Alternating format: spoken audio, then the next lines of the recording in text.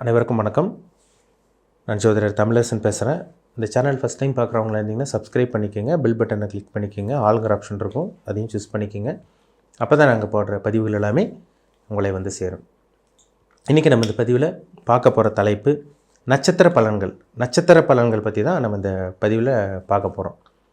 அந்த வரிசையில் மிருகசீரிஷ நட்சத்திரம், மிருகசீரிஷ நட்சத்திரக்காரங்களோட வாழ்க்கை எப்படி இருக்கும், என்னென்ன கிரகங்கள் உங்களை ஆளுமை செய்யும், அதாவது என்னென்ன தசாபுத்தி போகும், வணங்க வேண்டிய தெய்வ வழிபாடு, என்ன தெய்வங்களை வழிபடலாம், எல்லாமே இந்த பதிவில் நம்ம டீட்டெயிலாக தெளிவாக பார்த்துடலாம். மிருகசீரிஷ நட்சத்திரம், ஒரு குழந்தை மிருகசீரிஷ நட்சத்திரத்தில் பிறந்துச்சுனாலே அவங்களுக்கு செவ்வாய் தசை தாங்க ஸ்டார்ட் ஆகும் ஸ்டார்டிங்லேயே. ஏன்னா செவ்வாயுடைய நட்சத்திரம் மிருகசீரிஷ நட்சத்திரம். கோபக்காரங்களாக இருப்பாங்க, அவ்வளோ சீக்கிரம் கோவம் வராது, மேக்ஸிமம் அவ்வளோ சீக்கிரம் கோவம் வராது மிருகசீரிஷ நட்சத்திரக்காரங்களுக்கு. ஆனால் வந்த மாதிரி இருக்கும். ஏன்னா செவ்வாய்ங்கிறது வந்து பார்த்திங்கன்னா நெருப்பு கிரகம். கோபத்துக்கு உண்டான பிளானட்டே வந்து பார்த்திங்கன்னா நவகிரகங்களில் 9 கிரகங்களில் கோபத்துக்கு உண்டான கிரகமே, கோவப்படுறதுனால இது செவ்வாய் தான். கட்டுமஸ்தான உடல் கொண்டவங்களாக இருப்பாங்க மிருகசீரிஷ நட்சத்திரக்காரங்க, கட்டுமஸ்தான உடல் கொண்டவங்களாக இருப்பாங்க. முக்கியமாக சொல்லப்போனால் தைரியசாலியாக இருப்பாங்க.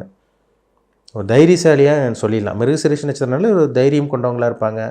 ஒரு தைரியம், வீரம், விவேகம் மிக்கவங்க தான் மிருகசீரிஷ நட்சத்திரக்காரங்க. கோவம் வரும், அதே அளவுக்கு உங்களுக்கு குணமும் உங்கள்கிட்ட இருக்கும்.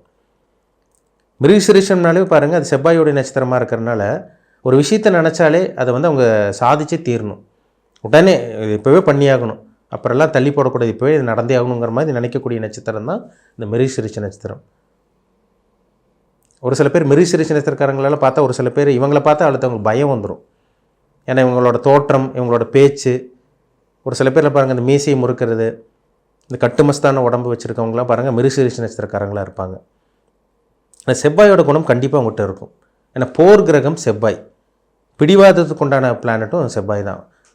ஒரு பக்கம் பிடிவாதமும் இருக்கும், ஒரு பக்கம் விவேகமும் இவங்ககிட்ட இருக்கும், ஒரு பக்கம் வேகமும் இவங்ககிட்ட இருக்கும், அதில் சந்தேகமே கிடையாது.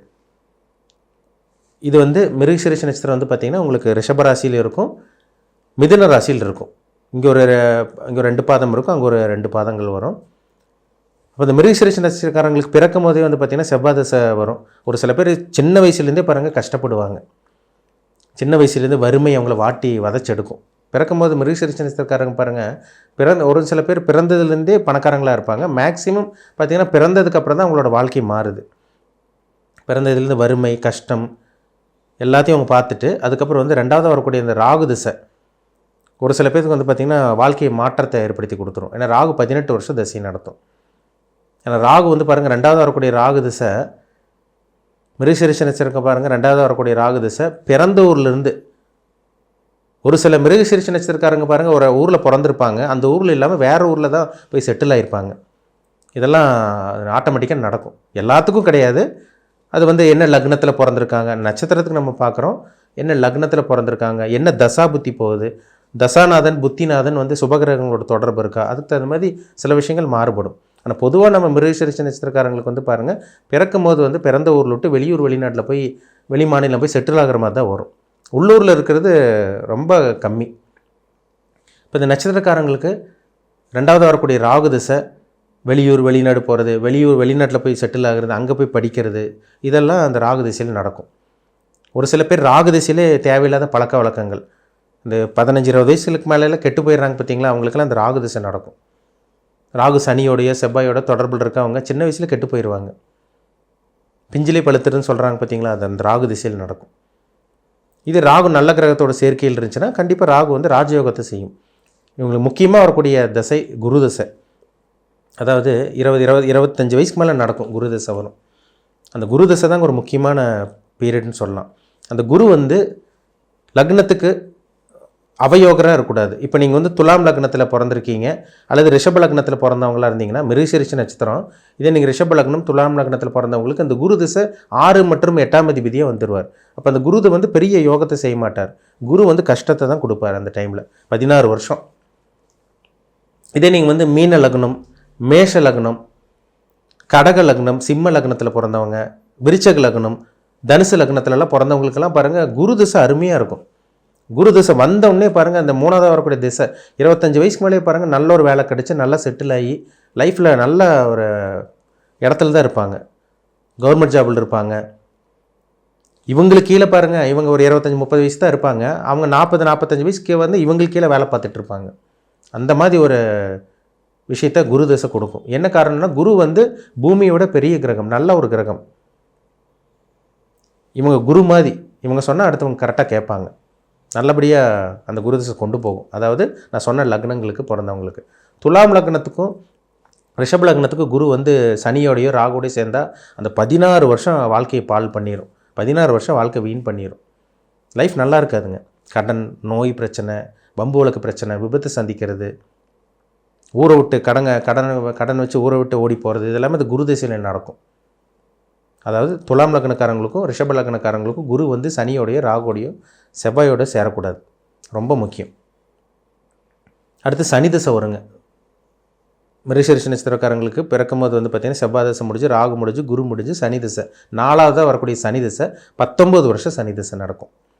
அந்த சனி திசையில் பெரிய ஆளானவங்க ஜாஸ்தி. 40 வயசுக்கு மேலே வரக்கூடிய அந்த சனி திசை பாருங்கள், மிகப்பெரிய ஒரு உயரத்துக்கு கொண்டு போகும். பொதுனால சனி கெட்ட கிரகம்னு நினச்சிட்டு இருக்காங்க. கெட்ட கிரகம் கிடையாதுங்க. சுபகிரகத்தோடு சேர்ந்தால் அவர் சுபர், பாவகிரகத்தோடு சேர்ந்தால் அவர் பாவராக மாறிடுவார். சனி வந்து இது மகர லக்னம், கும்ப லக்னத்தில் நீங்கள் பிறந்து கன்னி லக்னம், துலாம் லக்னம், மிதன லக்னம், இவங்களுக்கெல்லாம் பாருங்கள் சனி வந்து ராஜயோகத்தை செய்யும்.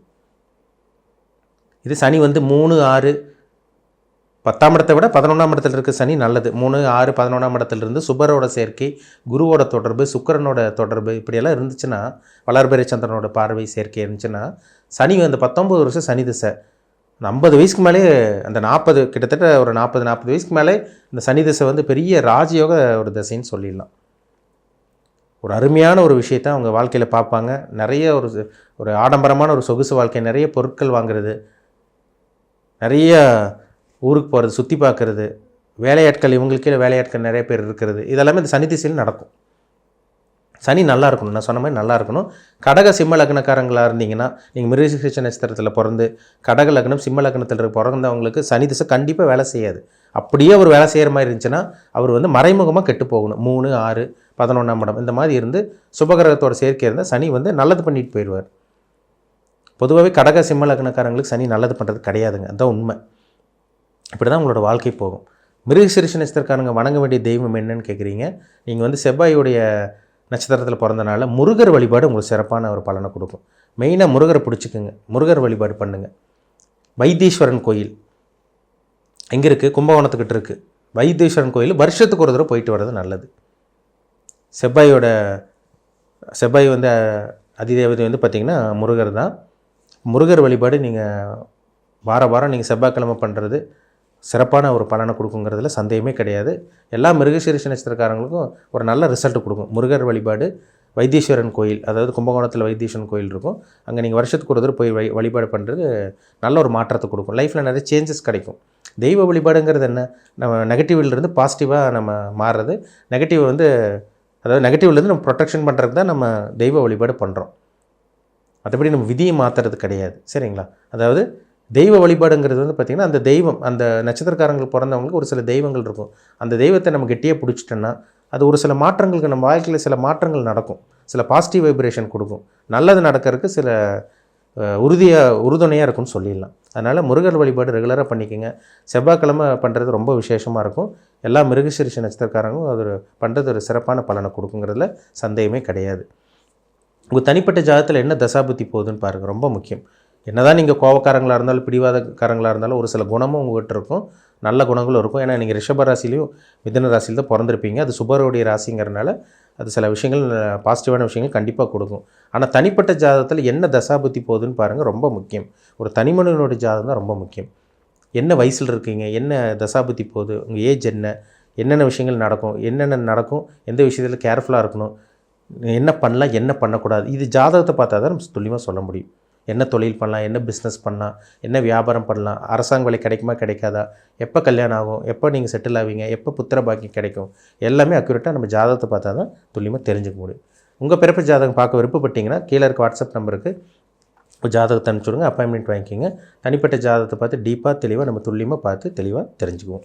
மீண்டும் அடுத்த பதிவில் சந்திக்கும் வரை உங்களிடமிருந்து விடைபெறுவது உங்கள் ஜோதிடர் தமிழரசன். இந்த சேனல் பிடிச்சிருந்தா உங்கள் நண்பருக்கு, உறவினருக்கும் ஷேர் பண்ணுங்கள், லைக் பண்ணுங்கள், சப்ஸ்கிரைப் பண்ணுங்கள், பெல் பட்டனை கிளிக் பண்ணிக்கோங்க, ஆளுங்கிற ஆப்ஷன் இருக்கும், அதையும் சூஸ் பண்ணிக்கோங்க. அப்போ தான் நாங்கள் போடுற பதிவுகள் எல்லாமே உங்களை வந்து சேரும். நன்றி, வணக்கம்.